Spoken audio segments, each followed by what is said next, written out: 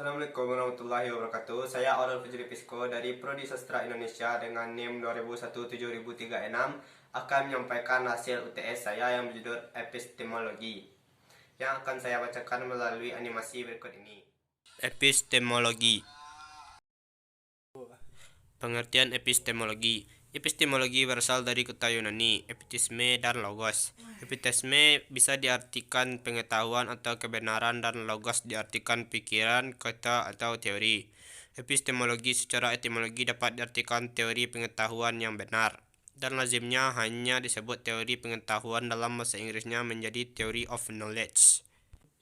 Istilah-istilah lain yang setara maksudnya dengan epistemologi dalam berbagai kepustakaan filsafat kadang-kadang disebut juga logika material, kriteriologi, kritik pengetahuan, gnosiologi, dan dalam bahasa Indonesia lazim dipergunakan istilah filsafat pengetahuan. Logika material. Istilah logika material sudah mengandalkan adanya ilmu pengetahuan yang lain yang disebut logika formal. Apabila logika formal menyangkut dengan bentuk pemikiran, maka logika material menyangkut isi pemikiran. Dengan perkataan lain, apabila logika formal yang biasanya disebut logika berusaha untuk menyelidiki dan menetapkan kebenaran dari suatu pemikiran ditinjau dari segi isinya. Kriteriologia. Istilah kriteriologia berasal dari kata kriterium yang berarti ukuran. Dalam hal ini yang dimaksud adalah ukuran untuk menetapkan benar tidaknya sesuatu pikiran atau pengetahuan tertentu. Dengan demikian, kriteriologia merupakan suatu cabang filsafat yang berusaha untuk menetapkan benar tidaknya suatu pikiran atau pengetahuan yang berdasarkan ukuran tentang kebenaran. Kritika pengetahuan. Istilah kritika pengetahuan sedikit banyak ada sangkut pautnya dengan istilah kriteriologia. Yang dimaksud kritika di sini adalah sejenis usaha manusia untuk menetapkan apakah sesuatu pikiran atau pengetahuan manusia itu sudah benar atau tidak benar dengan jalan meninjaunya secara dalam-dalamnya. Jadi secara singkat dapatlah dikatakan bahwa kritika pengetahuan menunjuk kepada suatu ilmu pengetahuan yang berdasarkan tinjauan secara mendalam berusaha menentukan benar atau tidaknya sesuatu pikiran atau pengetahuan manusia.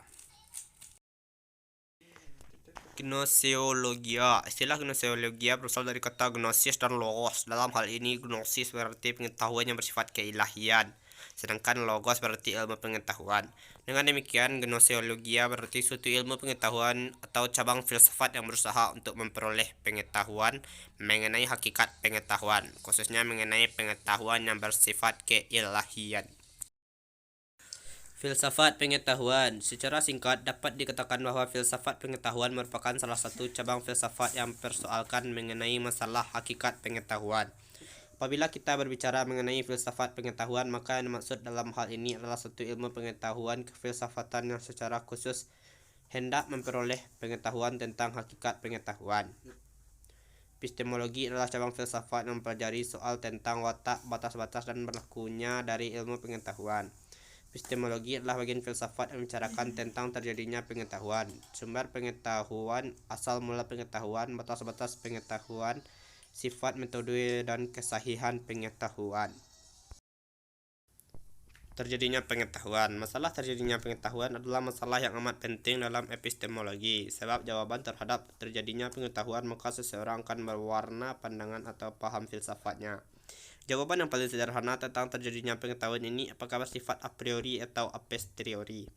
Pengetahuan a priori adalah pengetahuan yang terjadi tanpa adanya atau melalui pengalaman baik pengalaman indera maupun pengalaman batin. Adapun pengetahuan a posteriori adalah pengetahuan yang terjadi karena adanya pengalaman. Dengan demikian, pengetahuan ini bertumpu pada kenyataan objektif.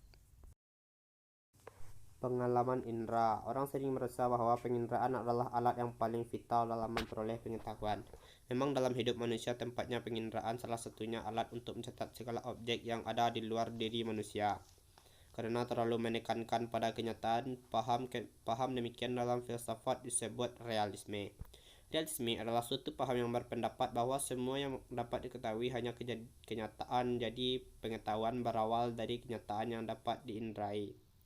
Artinya, bentuk dari dunia luar meninggalkan bekas dalam kehidupan batin dalam diri subjek melalui persepsi indera atau sensasi. Yang demikian ini ditegaskan oleh Aristoteles yang berkembang pada abad pertengahan adalah Thomas Aquinas yang mengemukakan bahwa tiada sesuatu dapat masuk lewat ke dalam akal yang tidak ditangkap oleh indera. Kedua nalar ialah salah satu cara berpikir dengan menggabungkan dua pemikiran atau lebih dengan maksud untuk mendapatkan pengetahuan baru. Hal-hal yang perlu diperhatikan dalam masalah ini tentang asas-asas pemikiran yaitu 1. Principium identitas, 2. Principium contradictionis, 3. Principium tertial exclusi. Selanjutnya, otoritas. Otoritas adalah kekuasaan yang sah dimiliki oleh seseorang dan diakui oleh kelompoknya. Otoritas menjadi salah satu sumber pengetahuan karena kelompoknya memiliki pengetahuan melalui seseorang yang mempunyai kewibawaan dalam pengetahuannya.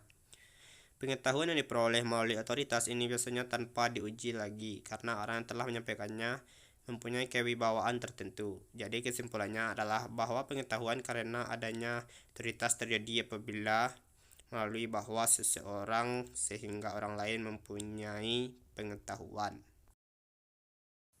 Selanjutnya, intuisi. Intuisi adalah suatu kemampuan yang ada pada diri manusia melalui proses kejiwaan tanpa suatu rangsangan atau stimulus, mampu untuk membuat pernyataan berupa pengetahuan. Pengetahuan yang diperoleh melalui intuisi tidak dapat dibuktikan seketika atau melalui kenyataan karena pengetahuan ini muncul tanpa adanya pengetahuan terlebih dahulu. Dengan demikian, peran induksi sebagai sumber pengetahuan adalah adanya kemampuan dalam diri manusia yang dapat melahirkan pernyataan-pernyataan berupa pengetahuan. Selanjutnya, wahyu. Wahyu adalah berita yang disampaikan oleh Tuhan kepada nabinya untuk kepentingan umatnya. Kita mempunyai pengetahuan melalui wahyu karena ada kepercayaan tentang sesuatu yang disampaikan itu. Seseorang yang mempunyai pengetahuan melalui wahyu secara dogmatik akan melaksanakan dengan baik. Wahyu dapat dikatakan sebagai salah satu sumber pengetahuan karena kita mengenal sesuatu dengan melalui kepercayaan kita. Yang terakhir adalah keyakinan. Keyakinan bahwa kemampuan yang ada pada diri manusia yang diperoleh melalui kepercayaan sesungguhnya antara sumber pengetahuan baru. Wahyu dan keyakinan ini sangat sukar untuk dibedakan secara jelas karena keduanya menetapkan bahwa alat lain yang dipergunakannya adalah kepercayaan. Perbedaannya barangkali jika keyakinan terhadap wahyu yang secara dogmatik diikutinya adalah peraturan berupa agama. Adapun keyakinan melalui kemampuan kejiwaan manusia merupakan pematangan atau maturation dari kepercayaan. Karena kepercayaan itu bersifat dinamik, mampu menyesuaikan dengan keadaan yang sering terjadi. Sedangkan keyakinan itu sangat statik, kecuali ada bukti-bukti yang baru, akurat, dan cocok buat kepercayaannya. Sekian yang dapat saya sampaikan, terlebih terkurang saya mohon maaf. Assalamualaikum warahmatullahi wabarakatuh.